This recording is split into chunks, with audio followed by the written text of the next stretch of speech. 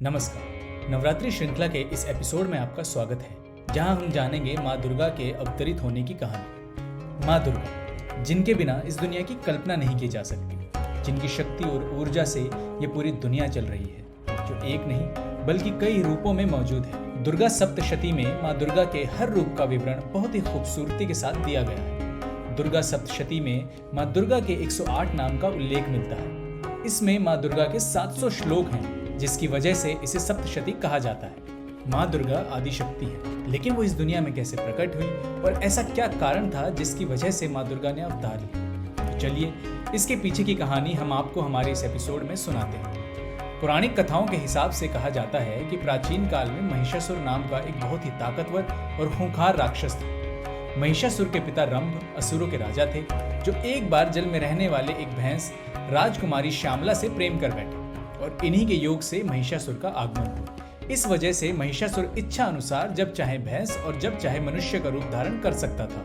इस वजह से उसे महिषासुर कहा जाता था। बहुत ज्यादा ताकतवर होने के बाद महिषासुर अमर होना चाहता था। कहा जाता है कि महिषासुर भगवान ब्रह्मा जी का परम भक्त था। उसने कई सालों तक भगवान ब्रह्मा जी की कठोर तपस्या की। उसकी तपस्या से खुश होकर भगवान ब्रह्मा ने उसे वरदान मांगने के लिए कहा।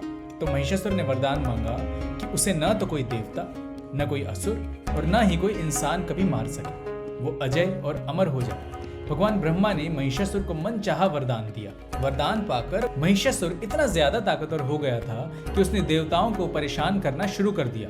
यहाँ तक कि स्वर्ग में भी उसने अपना अधिकार जमा लिया था। साथ ही धरती पर भी उसने साधु संतों की पूजा और भक्ति में खलल डालने शुरू कर दिए। महिषासुर के आतंक से पूरी धरती त्राहिमाम करने लगी थी।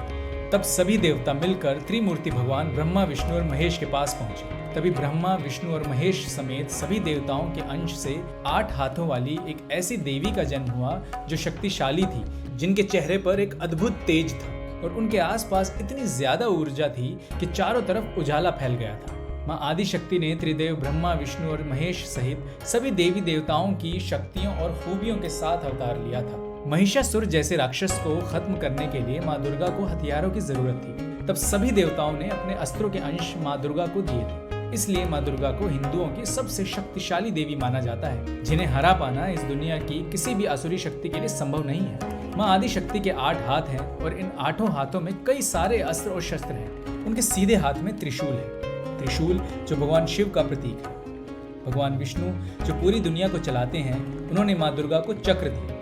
इस चक्र में उनके सुदर्शन चक्र की सारी शक्तियां थी। वरुण देवता यानी कि पानी के देवता ने उन्हें एक शंख दिया, जो माँ दुर्गा के हाथों में नजर आता है। ये इतना ज्यादा ताकतवर है कि जब माँ आदिशक्ति उसे बजाती हैं, तो सिर्फ उसकी आवाज भर से ही राक्षस और असुर भाग खड़े होते हैं। पवन देवता और सूर्य देव ने माँ दुर्गा को धनुष बाण दिए, जिसके प्रहार से राक्षसों की पूरी सेना को एक बार में ही खत्म किया जा सकता था। देवों के राजा इंद्र ने माँ दुर्गा को वज्र अस्त्र और घंटा दिया था। सिर्फ घंटे के बजाने से ही कई असुर और राक्षस बेहोश हो जाते थे। भगवान विश्वकर्मा ने उन्हें फरसा दिया। यमराज ने माँ दुर्गा को काल दंड दिया था। माँ दुर्गा के 8 हाथों में से एक हाथ में तलवार है। ये तलवार उन्हें भगवान गणेश ने दी थी, जो उनके ज्ञान का प्रतीक है। हिमालय राज ने माँ दुर्गा को एक शेर दिया था, जो माँ दुर्गा की सवारी है। इस तरह सभी देवताओं ने माँ दुर्गा को अस्त्र देकर सुशोभित किया। सारे अस्त्रों और शस्त्रों से सजी माँ दुर्गा शेर पर सवार होकर असुरों का नाम और निशान मिटाने के लिए निकल पड़ी। माँ दुर्गा के पास संसार के सभी देवताओं की शक्ति थी। उन्हें हरा पाना अब नामुमकिन था। जब माँ दुर्गा और महिषासुर का आमना सामना हुआ, तो वो माँ दुर्गा की खूबसूरती और उनका तेज देखकर उनकी तरफ आकर्षित हुआ और उसने माँ दुर्गा को शादी के लिए प्रस्ताव दिया।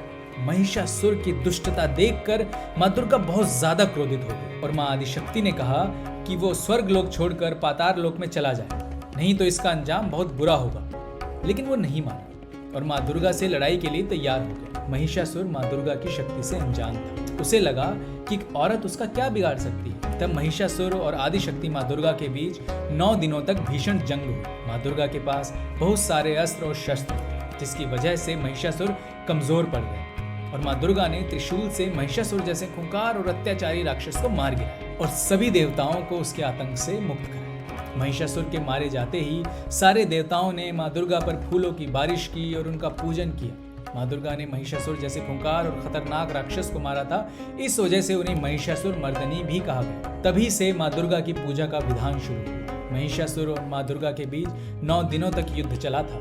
इस वजह से 9 दिनों तक नवरात्रि का त्योहार मनाया जाता है, जो हिंदुओं की आस्था और धर्म का आधार है। माँ दुर्गा के प्रकट होने की ये कहानी, किस तरह से दुष्टों और राक्षसों का नाश करने के लिए माँ दुर्गा इस धरती पर आई और आज भी वो अपने भक्तों को बुरी शक्तियों और सभी तरह के कष्टों से बचा रही है। आज के इस एपिसोड में इतना ही। हमारे अगले एपिसोड में हम आपको माँ दुर्गा के सबसे खतरनाक और खूंखार रूप माँ काली के बारे में बताएंगे, जिन्हें भद्रकालिका, चंडिका और महाकाली के रूप में भी जाना जाता है। तो आखिर क्यों माँ आदिशक्ति इस रूप में प्रकट हुई, जानने के लिए जरूर सुनिए हमारा अगला एपिसोड। तब तक के लिए नमस्कार।